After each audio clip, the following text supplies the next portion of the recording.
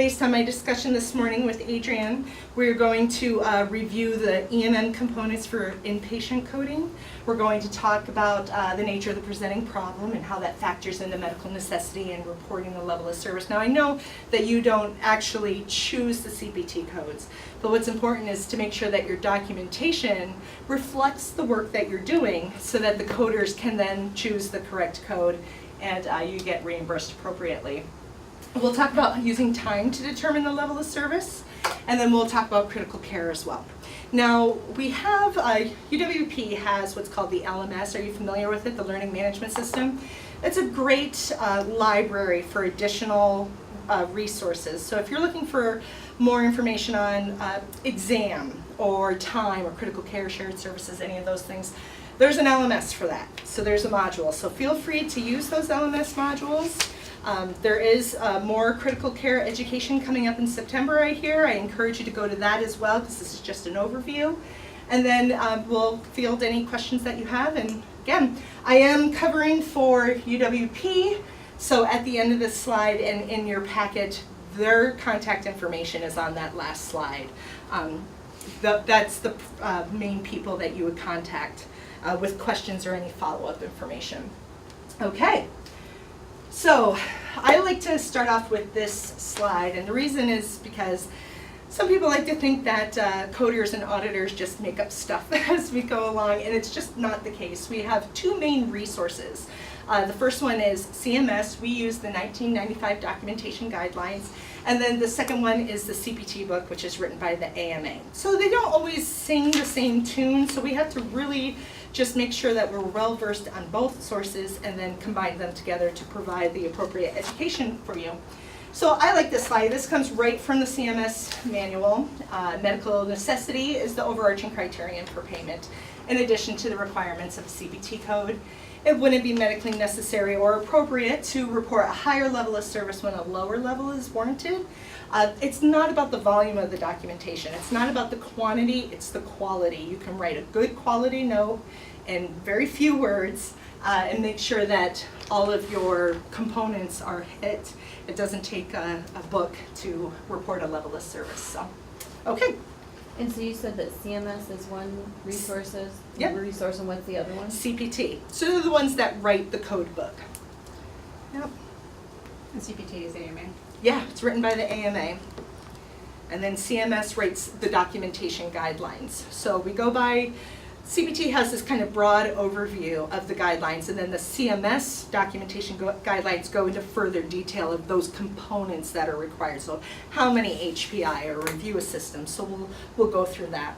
Now, I've included the slides for today's presentation, as well as this handout of it's just kind of a brochure of different code sets. There's some information on there for critical care, the timing, inpatient, outpatient, observation, discharge services.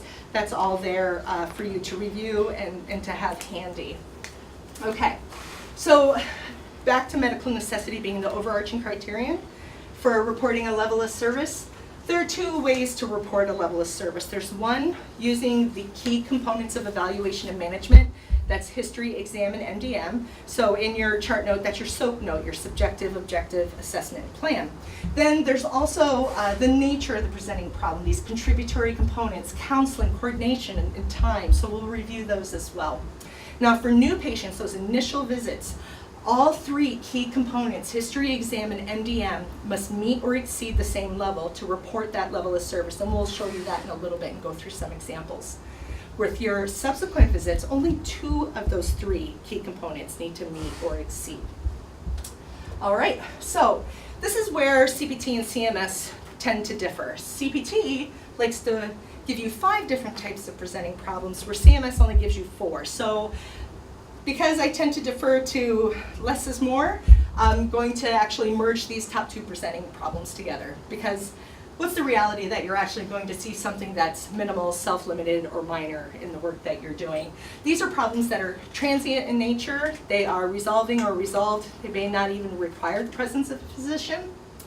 Whereas on the other end of the spectrum, a high severity presenting problem, you're going to know this problem. This is where there is an extreme risk of morbidity without treatment. There's a moderate to high risk of mortality. There's a probability of severe prolonged functional impairment. And those are the types of terms that we're looking for in the documentation to really set apart a high severity problem rather over a low or moderate problem.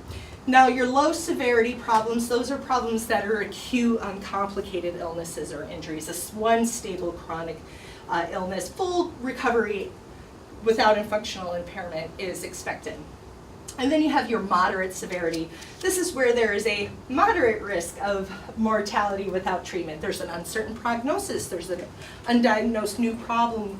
Again, with that uncertain prognosis, increased probability of prolonged functional impairment. Again, these are the types of terms we're looking for in the documentation to describe that type of presenting problem.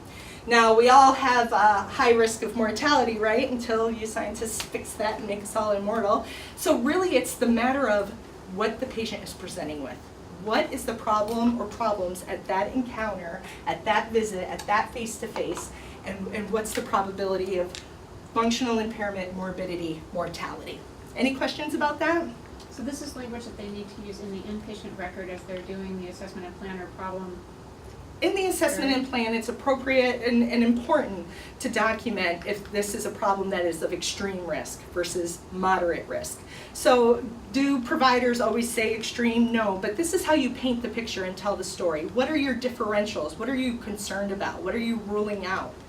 And so that's how we look at the presenting problem and how that's described in the chart note. Okay. That's very different from what I'm going to be showing, so we'll add that in. Okay. Do you want to expand on that now? So we if we were looking at documenting on congestive heart failure and trying to just get it for the fact that we're going to get it coded appropriately so that we can get it reimbursed and have it relate to risk and mortality models, I would just expect CHF and then the specificity, acute on chronic systolic, and then maybe a plan, IV Lasix BID 80, monitor urine output creatinine, something like that, or chest x-ray, whatever. That's all. I wouldn't have expected any of the rest of the language. Yeah, and that makes the difference between levels of service, and that's why my focus is on CPT, because if you're going to report a high level of service, if you're going to report it, you got to support it. So what made it high? What was the risk to the patient? What was the workup that you had to do? So that's different than what that diagnosis, that DRG would be. Yeah. So you want to state all that information that Adrienne just explained, but you also want to state what the status of it is, what the probability and what the risk to the patient is. Yep. Okay. So let's talk about history. So every encounter requires a chief complaint, and annoyingly so don't your subsequent follow-up visits. This is something that tends to be overlooked by the providers, but it's just a requirement. You always need to state why you're seeing the patient. I know you're seeing the patient every day or even more than that, but the reality is that Medicare requires that chief complaint. So follow-up what? What is the reason why you're seeing the patient? Follow-up itself is too vague. Medicare considers that invalid, so state the reason, CHF. That's all you have to do to meet that requirement of Medicare. So can I just stop for a second? I'm sorry. My understanding on the chief complaint was that it doesn't change from the time that they're admitted. So patient presented with this chief complaint, and that stays the same throughout. The reason why you're seeing the patient is what needs to be documented. So if the patient's condition changes, so doesn't the chief complaint. Right. Okay. Yeah. So this is the title of your encounter. Basically, is what your chief complaint is why you're seeing the patient. Yes. But it could be an ID statement instead of a chief complaint, right? Give me an example. Mr. J is here for acute myocardial infarction, status post, Yes. stent. Yes. So it doesn't have to be like in the patient's word chief complaint. I mean, that's not how we practice in CTICU at least. We usually use it as an ID statement that follows the patient through the entire hospitalization. Yeah, they got the patient in the door. This is what drove the patient in the door for their initial encounter. For your initial encounter, of course, explain why the patient is there. But in your follow-ups, you want to state follow-up condition that's being addressed. Yeah. I see. So it could be an ID for subsequent visits. Absolutely. Okay. Yeah. Yep. Great question. We'll talk about the HPI in just a moment, that history of present illness, painting the picture of what's happening to the patient. Review of systems, always controversial, and then past family and social history. Now for your new patients, you want to make sure that you collect at least one from each of these conditions, so one from past, family, and social history. Sometimes the family history gets overlooked, so that's something that I always like to point out. I know that some providers say, why is it required? It's really not necessary, but it is just one of those documentation guideline requirements. So make sure that you get that. Now for your follow-up subsequent visits, your comprehensive histories, only 2 of 3 of these are required, so you don't need all 3, just 2 of these 3 to support that comprehensive history. Did you have a question? Yeah, 2 questions now, because of that last statement, I'll start with that one. In the subsequent visits, you have to have any of that, because, did I just misunderstand you? In your You subsequent... only have to have Like 2 of those? progress notes. You No. have to- Let me start over. For your subsequent visits, if you are performing a comprehensive history, only 2 of these 3 need to be documented So like to in the support a progress note. comprehensive history in the progress Only note. for a Right, everything is comprehensive. the progress note, right?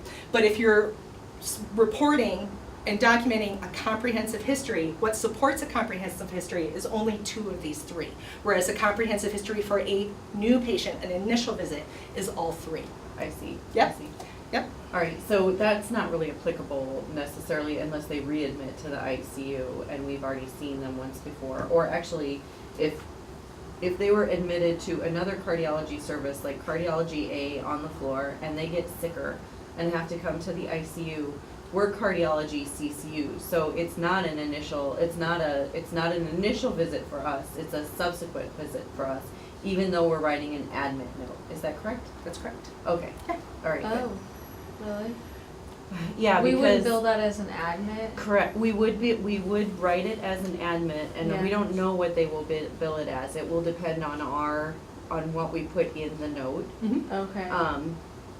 But what she's saying is since they're not a new patient to us, we only need 2 of those components rather than all 3. Right. But we should really, for best practice, put everything in And the us note. being, CCU. okay, Or the medical center. or the medical center, it sounds like. If it was CCU, then we'd have to do all 3. Okay, so the patient came in on regular cardiology, like cardiology ARB, and then they transferred to the CCU. That is not an initial visit That's on the not a CCU. new patient Right, for that's not, us. that's not a new patient for you. Right. Or even if they were on a medicine service and transferred to CCU. Then I think it would be a new patient for us. I think that So us is the cardiology is us. correct. The overarching cardiology. The overarching us is cardiology. We're part Yeah. of the cardiology team. Yeah. Now, if you ask Trish Critic, I don't know, since she sees us as a service, what the, if Yeah. she would have a different definition of that, and that all patients who come into the CCU for the first time are all new patients. Yeah. So You'll have I to don't- verify that, yeah. Yeah. Yeah. And then my second question about that was, you can't put non-contributory for family history, correct? That's correct. And the reason is because through the eyes of CMS, they don't know that you asked and felt that it was non-contributory, or you felt it was non-contributory, so you didn't ask. So I suggest stating no family history related to chief complaint. That's the best way to satisfy that requirement. Yep. Okay, so let's talk about HPI, the history of present illness. So we have 8 descriptors. You really wouldn't use the status of 3 chronic illnesses. You would really, for your initial patient, talk about the location, the quality, severity, these 8 descriptors that kind of paint the picture of what's going on with the patient. Where's the problem? How long has it been going on for? What happened? Is there anything that's making it better or worse? Now for your comprehensive histories, for that higher level of service, only 4 HPI are required. That's the most that you ever need, but you have 8 to choose from.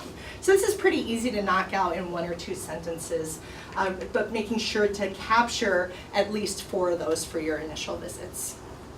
Any questions about the HPI descriptors? They're pretty straightforward. Severity is the pain scale. Timing is when it happens, maybe at night or after standing up. Modifying factors, things that are done to make the problem better or worse, like taking medication or elevating feet, and then of course associated signs and symptoms. All right, so let's talk about review of systems. There are 14 total review of systems, and excuse me, Per Medicare, to support a complete review of systems, at least 10 must be individually documented to support that complete review of systems. Now, in lieu of that, you can document, if you are reviewing all 14 systems, you can document the pertinent positives and negatives, and then make the statement, all other systems reviewed and negative. You only want to do this if you are in fact reviewing all 14, but then that way that saves you the time for having to document 10 separate systems. State the pertinent positives and negatives, all others reviewed and negative. Stay away from saying 12 others reviewed, 9 others. We need to know all of them or have at least 10 individually documented. Medicare gets a little fuzzy when it comes to any other numbers because we don't know which of those organ systems were reviewed. Okay, so any questions about that? Great, moving along. Past family social history, these are some descriptors for that. Prior illnesses for past history. Family history related to chief complaint, really that's the one that I suggest using. Social history, marital status, living arrangements, use of drugs, alcohol, tobacco. So when we put history all together, of course, as you can see for the levels of service, your chief complaint is required for each one. Now for your comprehensive history, you're going to need at least 4 HPI, and then here's that review of systems where I was saying 10 individually documented, or in lieu of that, and if all 14 are reviewed, pertinent positives and negatives, all others reviewed and negative. And then here is your one of each past family social history. You can have multiple past, multiple social, multiple family, but you need to have at least one from each. With your follow-ups, and we said that you probably won't be doing that, only 2 of those are needed to support that comprehensive history. For your detailed, it gets shortened, 4 HPI still, only 2 review systems and 1 past family social history, and it just goes down the lower you go with your history. But oftentimes we're seeing comprehensive histories being performed and documented. Okay, exam. So we use the 1995 documentation guidelines to find your exam components, and for the comprehensive exam, we're looking for organ systems only. Now there's body areas and organ systems, but a comprehensive exam requires 8 organ systems performed and documented. So keep in mind that abdomen soft falls under a body area, but the hernia, liver, spleen, bowel tones, that's a GI organ system. Same thing with the neck. The thyroid is a body area, but the lymph is an organ system. So if you're there examining it, make sure you document all the work that you're doing so we can collect that and capture that in your documentation. 8 organ systems for those comprehensive exams. So, just reviewed that. And then to look at the other levels of service for exam, a problem focus would be 1 body area or organ system. Now we have expanded problem focused and detailed exam. Both require 2 to 7 organ systems or body areas documented, performed and documented. The only difference with the detailed is that at least one of those body areas and organ systems needs to be performed and documented in detail. Well, what does detail mean? We don't really know. Medicare's never really told us what detailed means, so it gets a little subjective. So what we do is we look for a focused exam. I would assume here it would be of the cardiovascular system, and that would support that. So instead of just an auscultation, we're looking for pedal pulses, edema, more focused documentation to support that, hey, there was and it can be more than 1 organ system or body area, but we're just looking for at least one of those in detail to support that detailed exam. Any questions on that? All right. Medical decision making. So I like to think of E&M. Did I miss a joke? No, Okay. not at all. It's a little overwhelming. I'm sure, yes. Okay, so talking about overwhelming, we'll talk about medical decision making.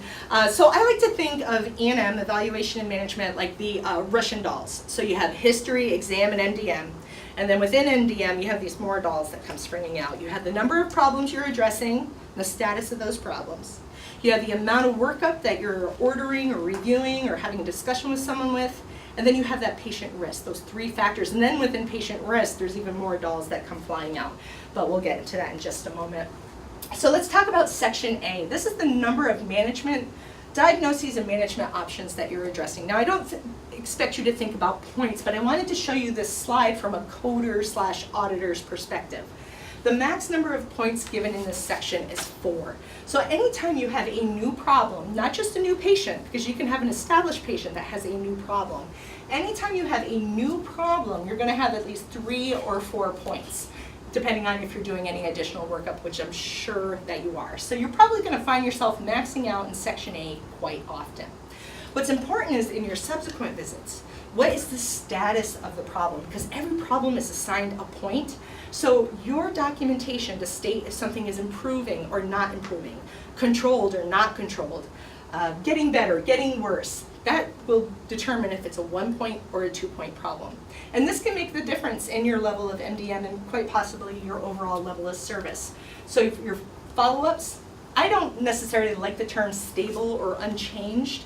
I like to hear progressing, not progressing, getting better, getting worse, improving, not improving, controlled, not controlled, because then I can clearly tell that that's a 1-point or a 2-point problem. Now, if you don't state what the status is, coders are going to be conservative and give you only 1 point each. And we'll go through a couple of examples so you can see how that could make a difference in your MDM. Yes? What's MDM? Medical decision making. Oh, okay. Yep, right there. I thought under the new guidelines that they specifically said you could list hypertension, but you don't have to list controlled or uncontrolled. What guidelines are those? Actually, that's diagnosis of.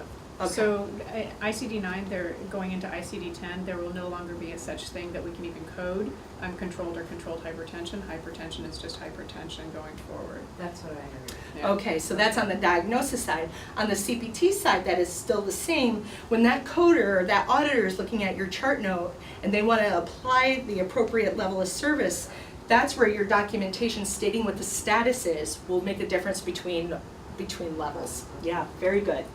Okay, so then we have Section B, and I like to think of this as kind of the middle child. It often gets overlooked. This is where a lot of your cognitive labor is performed. This is where you're reviewing and ordering labs or having discussions with other providers or reviewing and summarizing old records. Now, same as Section A, total max amount points is 4. The only difference is that it doesn't quantify like it does in Section A. So you could order a lab and review a lab, and you're still only going to get 1 point for that. So 1 point for labs, 1 point for reading reports, radiology reports, 1 point for the medicine section, so PFTs or EKGs. Now, if you have a discussion with that radiologist, that's a point. If you independently visualize, so if you're reviewing images, make sure you document that to give that a 2 point over a 1 point. Images reviewed by me and reveal. And that's all it'll take to give you that 2 points rather than that 1 point. Extra points for the extra work that you're doing. If you decide to obtain old records or obtain history from someone else, that's a point. But usually we're seeing a lot of this, summarization of old records. It's not just reviewed by me, yes, check that box. What did it reveal? It doesn't have to be a lot. It revealed no recent falls, or it revealed whatever was pertinent while you were looking at those records. Supports the medical necessity for the work that you're doing. If you obtain history from someone besides, if the patient can't talk and the family is there and you're obtaining history from them and you document that as such, 2 points for that. Or if you have a discussion with another provider, it's not just an ND or an MP or a PA, it could be a dietitian, PT, nutritionist, any other person that's involved in the patient's care.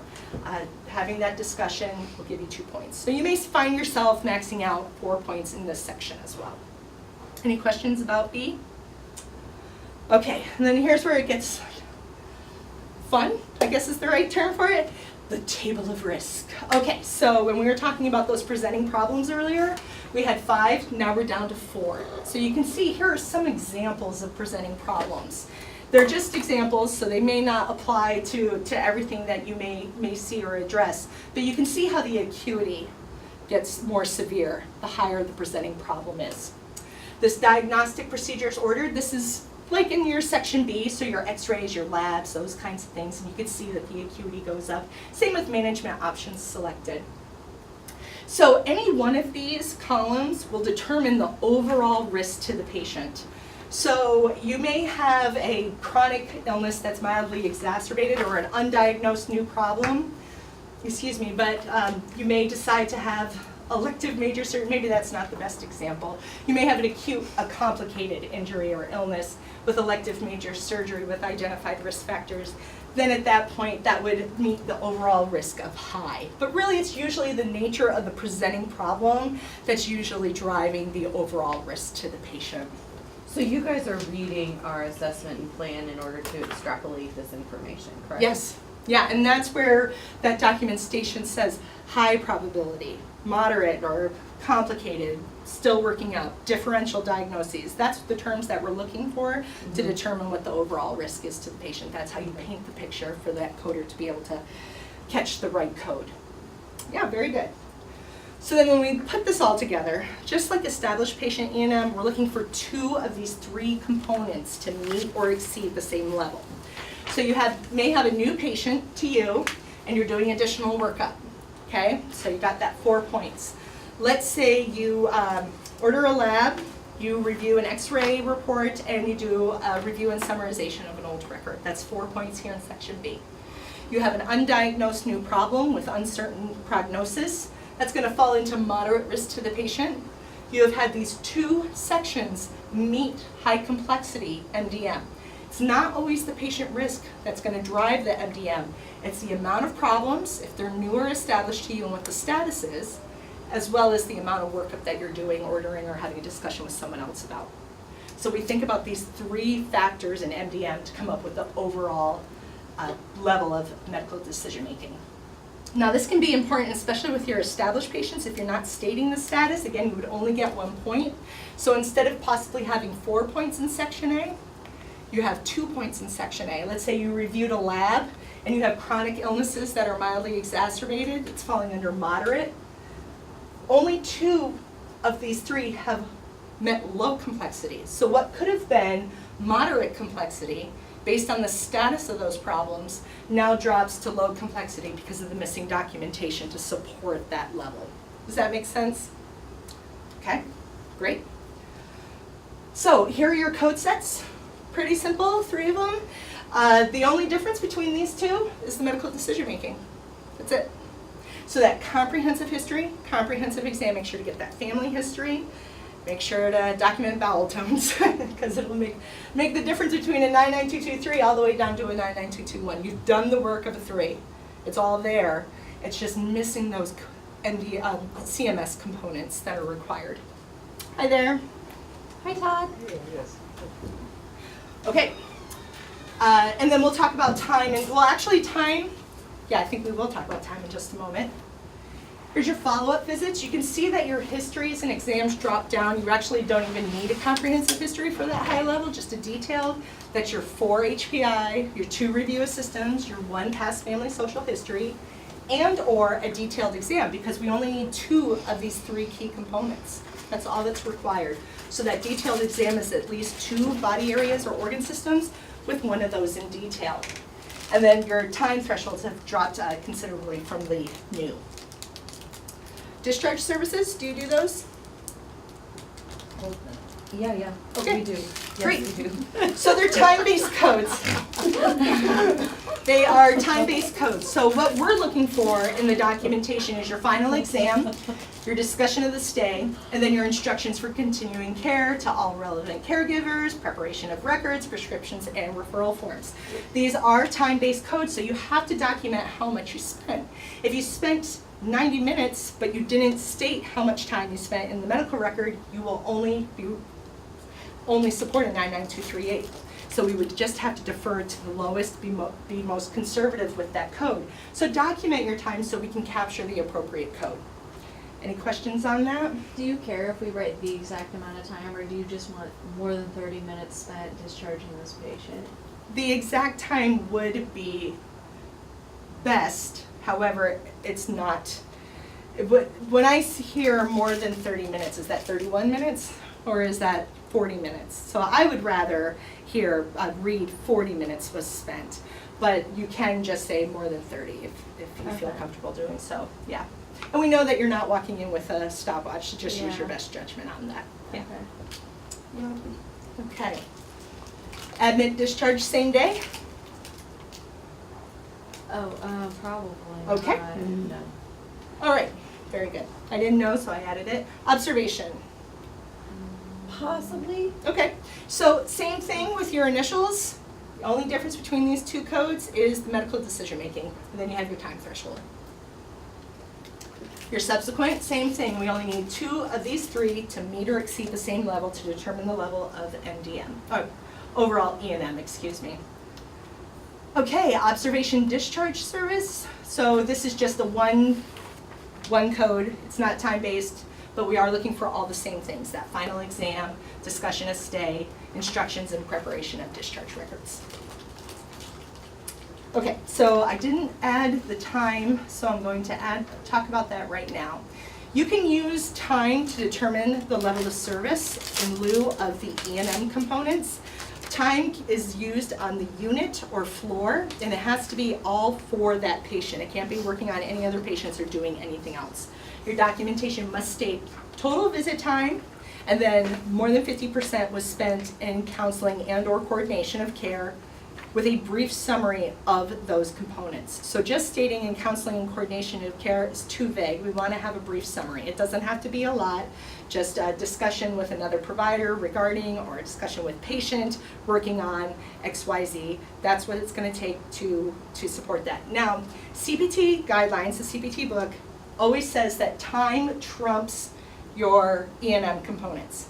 So if you have performed and documented a comprehensive history, comprehensive exam, and you have high medical decision making, which would support a 99223, but then you document this was a 50-minute visit, more than half spent, and a brief summary, that time is going to trump. So then in actual, your coder will look at that, and 99222 will be supported. So make sure you only use time if that's appropriate to use. If you did the E&M components that support that higher level of service, then make sure you're documenting that and not using the time component. Now, if you do a comprehensive history exam, have high MDM, and it's a 70-minute visit, then that's fine. It supports the 99223. Okay? How will we know that as we start moving on this service?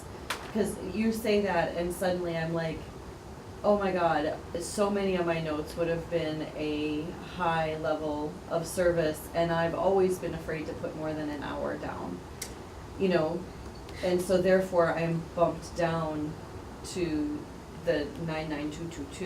Mm-hmm. So is anybody gonna like audit our notes and say, you know, your notes are fantastic, and my guess is that this maybe took you more time than what you're documenting, you know, or to go over this with us again as we start this service? And that would not be something that a coder would know. So some providers can knock all of this out in a few minutes. Some of it takes a long time. So it's really about using the guideline, the brochure with the thresholds, and documenting the appropriate amount of time. If you were in there for 70 minutes, state that you were there for 70 minutes. my guess is also that the note probably would have justified a higher level, and me putting the time in, having that trumpet probably injures Yeah. it at times, so, okay. Yep. All right. Oh, so only put time in if you wanted to bump up? Well, I don't want to state terms like bump up, because coming from compliance, I want you to report the work that you're doing. Right. So if you're doing work here and your visit, you did the work of a 99223, but it Yeah. only took you 60 minutes to Right. do, Yeah. then don't report time. Because your Oh. E&M, your assessment and plan includes counseling. Counseling is an inherent part of medical decision making, your assessment and plan. Your plan is to counsel the patient. Yep. This is very handy. Good, good. Yeah, and everything's on there as well as the critical care time. I think that's on the first page. Okay, and just to show you for your subsequent visits, huge drop in time. Huge drop in time. Okay, so let's talk about critical care. So, per the guidelines, critical care should be reported when it acutely, the problem, right, that presenting problem, acutely impairs one or more vital organ systems such that there is a high probability of imminent or life-threatening deterioration in the patient's condition. So I like to say, if you're gonna report it, you gotta support it. So make sure that your documentation shares that, tells the story, paints the picture that there was a high probability of imminent life-threatening deterioration. Explain why, and that will support the critical care services. Now, it's total duration of time, not even if it's not continuous, it's reported once per calendar day, and it can be provided on multiple days. It is a time-based code, so your first 30 to 70 minutes providing critical care service will be that 99291, that's what your coder will pick. And then for each additional 30 minutes, so again, make sure to collect that total visit time, will be 99292. So that can be reported multiple times depending on how much time is spent providing that critical care. So make sure you really capture your total visit time so your coder can make sure to report the appropriate amount of CPT codes to support that service. Okay, so that time spent with the individual must be documented in the patient's record. It does include time with the patient at the bedside or anywhere else on the floor or unit. It can be reviewing test results, discussing the patient. It just has to be focused on that patient only. And then, of course, reporting separately reportable procedures should be subtracted from critical care time, but your coders would be taking care of that for you. Now, if a patient is unresponsive, you can still report critical care. This is when you're having a discussion with the family member. But you need to explain why you needed to talk to that patient's family during that critical care time. This is usually if a patient is unable or incompetent to participate and it is necessary for determining those treatment options. So again, explain why you're doing it. It doesn't take a lot of words to do that, and then you'll support those services. So this is some examples for family discussion documentation. Again, explain why the patient is unable to participate, why it was necessary to have that discussion, the treatment decisions, and then a summary. Again, it all goes back to medical necessity. Now, these are bundled services of critical care. These are inherent components and should not be billed separately, but really you don't have to worry on the billing side. But just wanted to show you that some of these these services here are a bundled part of critical care. Oh my gosh, my favorite slide. Oh, okay. What have we discussed today? We did a pretty brief review of E&M. Is there any other parts of E&M or any parts of E&M, excuse me, that you want to go back and discuss more? No, you think you got the MDM down? The MDM, again, I don't expect you to think about points. I want you to think about how many problems you're addressing, how much workup are you doing, and what's the risk to the patient, okay? Using time to determine the level of service, total visit time, more than half spent with a brief summary. And then critical care, remember to just really explain and support why you had to perform critical care services. Now, here are our references, the UWP coding guidances that are on our intranet and then the Medicare Learning Network. And here are your contacts for follow-up questions. This is UWP compliance. Your educator is Renee. Suzanne is her supervisor. And then there is a compliance main line that you can call and contact. And then there's also coding and charge capture, practice advisors, IT services. I meant to take that out because it's ORCA. I'm sorry. One mistake this year, at least I got it out now. Okay, questions? That was fantastic. Oh, Thank you. thanks. I'm a little warm, I'm sorry. Would we send you, It is warm, okay. so like I have dot phrases for my critical care time, and I have dot phrases for my, a couple of other things. Yes. And so would I send those to you to review, or who would I send those to? You wouldn't send those to me because No, I mean just coding. as like a, do you feel like this statement meets the criteria for critical care time? Yeah, I would send those to Suzanne and Renee. Okay. You may also want to, I was thinking perhaps the HIM department, What's the HIM department? oh, health and, Health Information Management, it's HIM, and it is Marissa, I know who, Marissa, yes, yeah. yeah. Because they're the I'll ones get that your are contact. looking at the documentation. They're the coders. Yeah, but from a compliance standpoint, you know, we all want to be on the same page, so. So I can connect you with the person that could say, yes, this is a great statement, no, this needs to have this added, that sort of thing, so that you Yeah. guys have a series of statements that are usable. Yeah, because statements are good, but every patient is so No, encounter it's specific. adjustable. I mean, you know, you would enter diagnoses there and Oh, what good. to do for those, but just like in general. Yeah, Because I know that, like, where I worked before, there would be various statements. Everybody had their own statement, and they were Yeah. very different. Yes. And so I just they wondered didn't what you usually guys get reviewed. wanted. Yeah. Yeah. No, that would be great. It's always good to get that on the upfront so you can just Yeah. start. Because out I'd from like the to try gate. to get us like on the same Yeah. page as far as what our statements say, Mhm. if we choose to go. Yeah. And those dot statements are good staple, but they don't tell the whole story. So they're not the one and only thing. They're a good supplement to the record, but every encounter should be patient specific. So we really want to, we talk about attack of the clones with the copy and paste of the medical record, and we want to read from one encounter to the next. Is it getting better? Is it getting worse? What's happened since the last visit? Especially with those subsequent visits, you don't have to tell a lot of story, just what's happened since the last visit, do your exam, what do you think, what are you gonna do? And when you say visit, you mean the next day.